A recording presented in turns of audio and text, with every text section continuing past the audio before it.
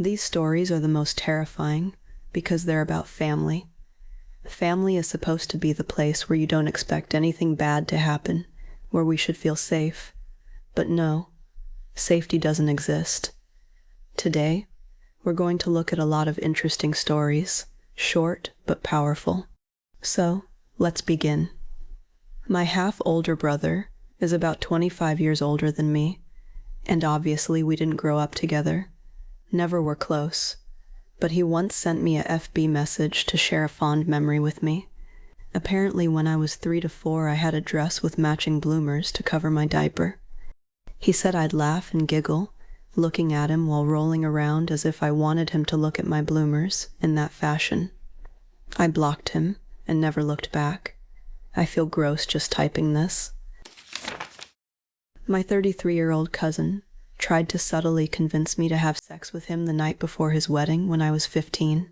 When I was 17, I was at my family reunion and on the phone with my boyfriend, and the same cousin grabbed my phone and said, "Why should she go across the street when she can go across the hall?" When I was 15, my uncle, who my brother and I often referred to privately as Uncle Frico, came to visit. I lived outside Atlantic City with my parents at the time, and he wanted to go to the boardwalk to walk around. I went with him. While we were walking, he randomly said, "You know, if I was a young guy like you, I'd walk up to one of these classy ladies and say, 'Excuse me, miss, would you mind if I licked your pussy for a minute?'" I was instantly appalled. I never had those kinds of discussions with anyone in my family, and even more disturbing, all of the girls around us that he was referring to were about my age or younger. I told my mom that I didn't want to hang out with him anymore because he says some raunchy shit to me when nobody is around, and she initially told me to just let it slide, that he's just trying to bond with me over guy stuff. Over the following years and well into my adulthood, he would regularly say some abhorrent shit to me any time we were alone. The last time I saw him, while he was visiting my parents, he actually followed me outside when I was leaving to go home, just to tell me about his fetish for licking his girlfriend's armpits. Immediately after I left, I called my mom and told her not to invite me over whenever he's around, and that I was tired of the uncomfortable conversations. I told her in very graphic detail what he said to me, and she finally agreed with me. Not long after that, she cut ties with him as well, though that was for other reasons. Honestly, I could go on all day about shit he's done, like the time he threw the PC my parents bought for him into the ocean because he was worried the government was watching him, which immediately told me he was browsing CP or something. Fuck you, Uncle Frico. My uncle is a heroin addict who disgraced the family a number of times. After my dad's birthday party, those usually ran rather late, I woke up at about 7 a.m. and went downstairs to find a few remaining birthday guests. One of them was my uncle. He followed me into the kitchen and handed me a knife, told me how to wield it so as not to leave any prints.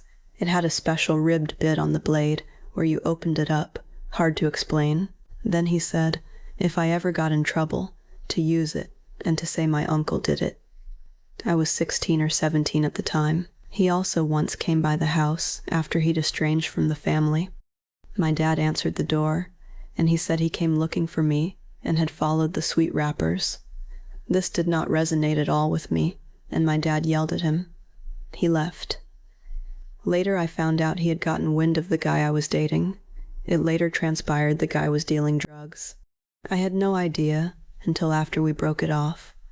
My uncle tried to get in touch with me to warn me that he knew what I was getting myself into. Creepy as all hell, but in his own way he tried to look out for me. When my cousin was 14, my uncle, her father, said her first boyfriend would be very lucky to have her as a girlfriend.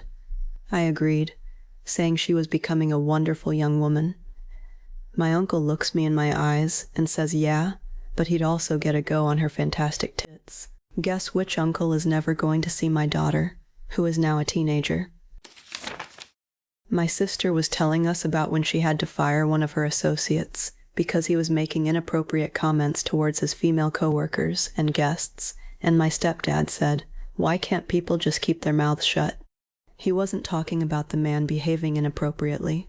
He genuinely was questioning why women don't just put up with that shit anymore. I was 13. It was summer break. I had just spilled a literal glass of milk. I wasn't being moody. We weren't fighting. It was just an accident. He flew into a rage. My dad screamed at me once. "I'm sorry I ever had you for a daughter." He never apologized.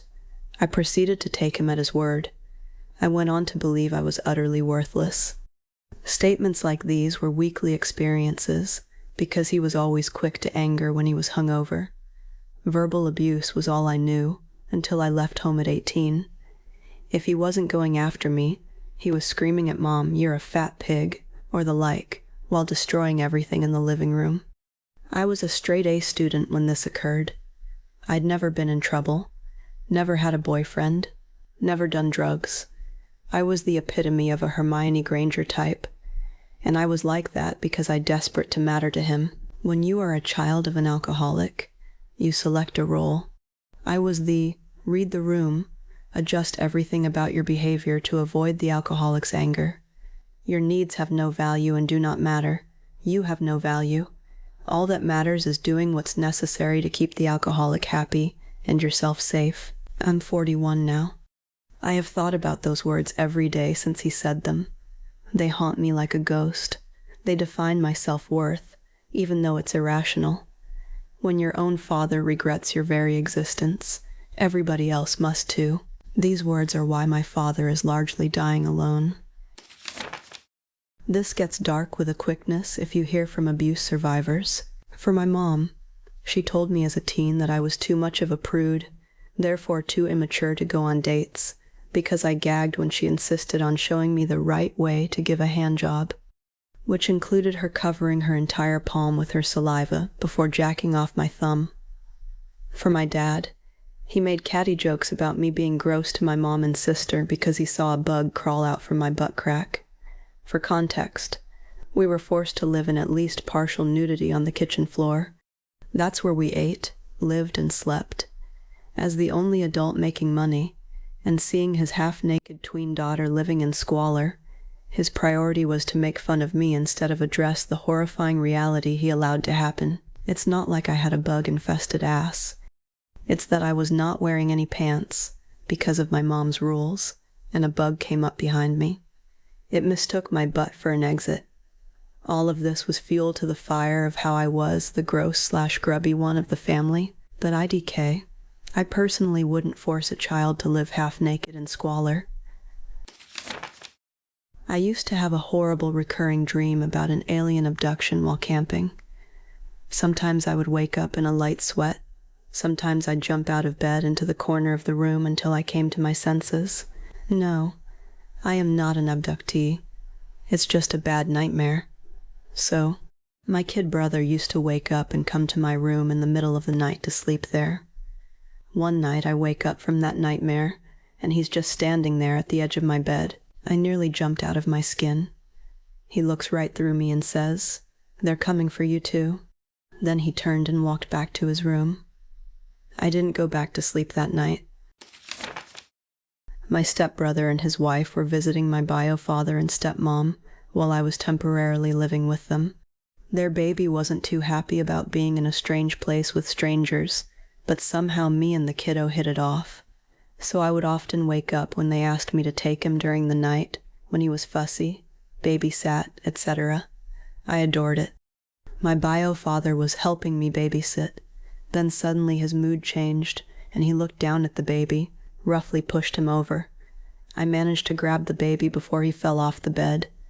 Meanwhile, my bio father was chuckling and said, "What are his parents going to do about it? They are staying in my home and financially dependent on me." He then made a feint like he was going to smack the baby in my arms, then walked away. I left a few weeks later, and haven't spoken to him in 30+ years now. My older sister is about 10 years older than me. Her husband was about 5 years older than her, so he was about 15 years older than me, and was more like an uncle. He was driving me to high school when I was about 15. There was one of my friends on some steps leading up to the school. She was dancing and being goofy or something. He said, "Oh my God, I wish she would sit on my dick and do that." I hated the guy ever since. It was a weird feeling to suddenly be disgusted by someone you thought you liked. My sister divorced him, thank God. I have a special kind of hate for men that violate the trust of young people now. My youngest son was about 4 and playing by himself. After a bit, I realized he was talking to someone, or pretending to. I asked him who he was playing with, and he said an old man. I asked him what the old man's name was and what he was doing, and he said Grandpa, and he's walking with his cane.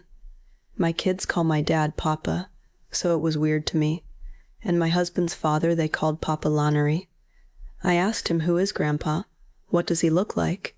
And my son says, my grandpa. He has a red shirt and brown pants.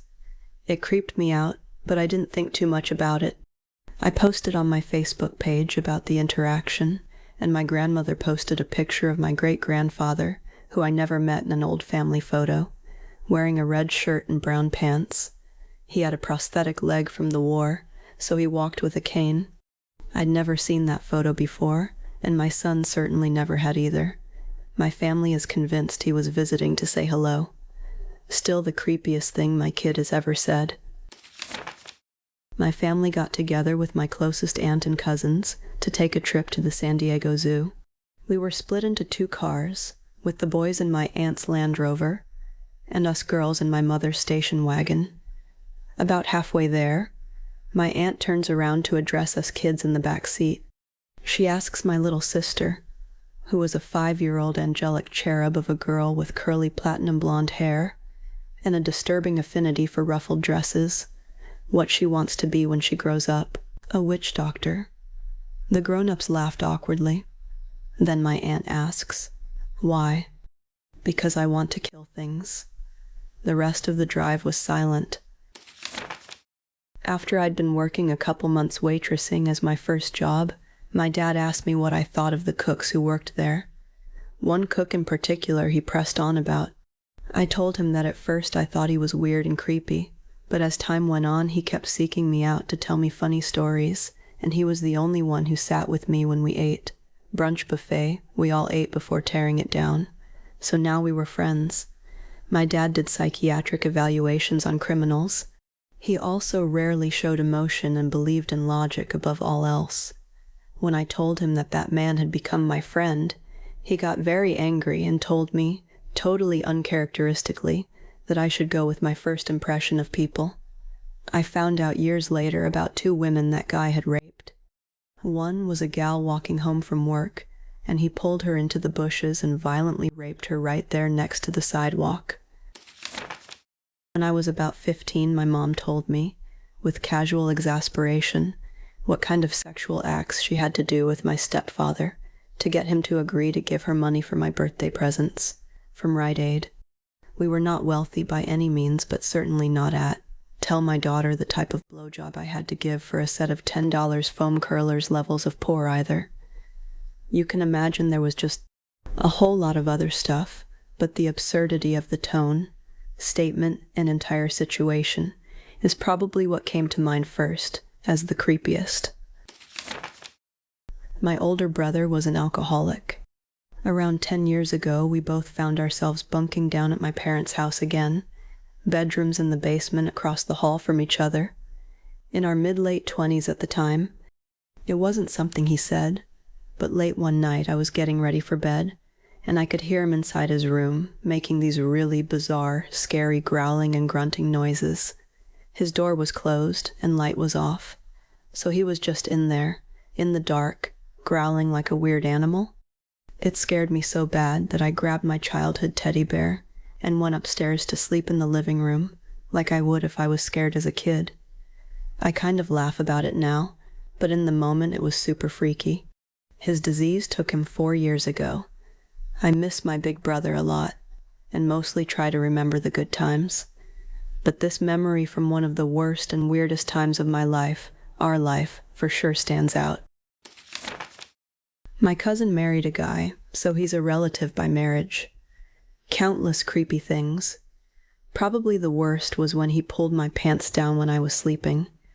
I was 15. But most recently, my cousin has kids with him who are grown. They are now divorced, but they still get along for the kids. My cousin is a twin, and her niece, also my cousin, was getting married. At the reception, my husband, father, siblings, and I were sat at the table with my cousin, her 2 grown children, and her ex.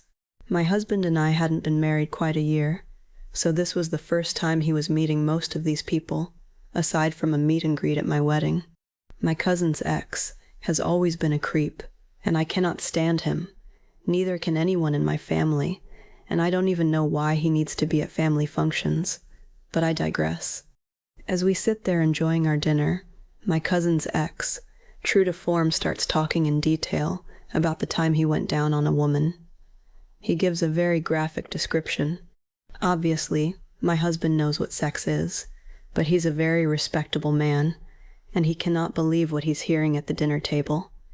He leans into me, and I can tell he's getting pissed. I believe my cousin's kids were 18 and 20 at the time. He asks me, "Who the fuck is this guy?" So I explain that it's my cousin's ex, and that boy's and that girl's father. My husband sat there for a second trying to connect the dots. He leans in and says, "Wait, so that young girl is this man's daughter?" I said, "Yeah. He used to be married to B, but they're divorced now. But those are their 2 kids?" My husband jumped up, shaking, and said, "Excuse me? You speak that way in front of your daughter?" Everyone got quiet and looked. I sarcastically said, "He talks that way in front of everyone." My husband tossed the napkin he was holding onto the table and said, "Well, I've lost my appetite." He walked away to have a cigar with my uncle in the smoking section. Some of the older gentlemen gathered round and were kind of giving my husband a pat on the back, so to speak. My husband never sat down again the rest of the night, but I loved all of it. I never understood why, but I had never seen anyone put John in his place like that. I never understood why all the elder males in my family would never say anything to this creep because he was inappropriate all the time. I found out later he was abusive to my cousin when they were together, so maybe the elders knew and were afraid to piss him off in case he took it out on my cousin. I don't know, but I loved it. And this dude is short, fat, pale, and bald. He's not intimidating at all. My husband is a small dude but strong. If it had turned physical, my husband would have had that doughboy on the floor so fast, lol. I wish someone would punch John. My alcoholic uncle moved in with us when I was about 17. The amount of things he said to me was shocking, and I really wish I had forced my parents to listen to me. Anytime I brought him up, they'd say he was great, and immediately switch the topic. I don't think I can pinpoint what the creepiest thing he said was. Off the top of my head, he mentioned one time that he was going back to some other state to go live with his son again, if it was okay with me. He said I was the most important thing in his life, and that he wouldn't even think of going home unless it was okay with me. This was after he made so many sexualizing comments that I'd do my best not to be left alone with him. It just completely rubbed me the wrong way, prioritizing your nephew that you haven't seen for 12 years over your fucking child. Who does that? I made sure to avoid him a lot more afterwards, and yet he still made those types of comments constantly. My aunt took photos of her dead son with a disposable camera. He died in his sleep of a heart attack. She called 911 then. While she waited, she took photos. Here's the twist. She gave my mom the camera a week later and asked her to take it to Walmart to get developed for her as a favor. She didn't know what was on the camera. When she picked them up, her and the Walmart employee were weirded out. Let's just say my mom was not happy. Edit. Sorry, read that as done and not said. Oh well, I'm leaving it. I grew up pretty attractive in my teens, not to toot my own horn, and a lot of my extended family is primarily from the deep south, even though I'm not. One summer break, all in the span of the week, my cousin said to me, "Wow, I just realized what a hot guy I was walking next to." My grandma said, "You sure have seen a lot of pretty cousins this summer, huh?" And my non-biological aunt said, "You know, you and both, my cousin, her daughter, are single right now.